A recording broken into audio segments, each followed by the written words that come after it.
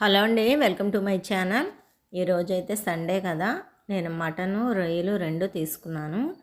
ఈ అల్లం పేస్ట్ కానీ ఉల్లిపాయలు కానీ ఏమైనా మిక్సీ వేయాలంటే ఈ ఇంట్లోకి వచ్చిన తర్వాత ప్రతివీ తీసుకెళ్ళి అలమరలో పెట్టారండి, కరెంటుకి సంబంధించినవి. మామూలుగా పచ్చళ్ళు ఉల్లిపాయలు అలాంటివి వేసుకునేటప్పుడు కొంచెం జాగ్రత్తగా వేసుకుంటున్నాం, కానీ పిండి వేసుకునేటప్పుడు మాత్రం ఆ పిండి తీసేటప్పుడు అదంతా గోడల నిండా అయిపోయి చిరాకు అయిపోతుంది. అందుకని ఏం చేస్తామని చెప్పి నేను పిండి వేసేటప్పుడు మాత్రం గ్రైండర్ అయితే బయట పెట్టుకుంటున్నాను. అన్ని అలమరలు ఇచ్చేశారు. ప్రతి దానికి కూడా అలమర లోపల కరెంటు సప్లై ఇచ్చారండి, గ్రైండర్కి, మిక్సీకి, ఇంకా ఏదైనా సరే చేసుకోవడానికి. దానివల్ల ఏంటంటే ఒక్కొక్కసారి పిండి మనం తీసుకునేటప్పుడు గ్రైండర్లో నుంచి మొత్తం గోళ్ళన్నీ పడిపోతే చిరాకు అయిపోతుంది. అందుకని కొన్ని వాటికి మాత్రమే కబోర్డ్స్ డోర్స్ ఇవ్వాలి, అన్నిటికీ ఇచ్చుకోకూడదు. ఈ ఇంట్లో మొత్తం ఎక్కడ చూసినా కబోర్డ్స్ అండి. అసలు కబోర్డ్స్ అయితే బేభత్సంగా ఉంటాయి.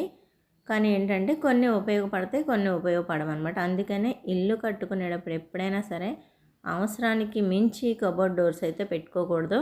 ఇప్పుడైతే ఫస్ట్ రైల్ కర్రీ అయితే వేసేసానండి. ఇప్పుడు అది పక్కన పెట్టేసి రైస్ అయితే పెట్టేస్తున్నాను. రైస్ ఉడికిపోగానే మటన్ కర్రీ కూడా చేసేస్తానన్నమాట. సండే వచ్చిందంటే ఏదో ఒకటి వండుకోవాలి, వండుకోకపోతే మనశ్శాంతి ఉండదు. ఎందుకంటే ఆదివారం అనేప్పటికి తినాలి కదా. మా అమ్మాయికి రైలు అంటే ఇష్టం కాబట్టి అయిపోయిందా లేదా అని వచ్చి చూసుకుంటుంది. కర్రీ అయితే అయిపోవచ్చింది, రైస్ కూడా అయిపోయింది.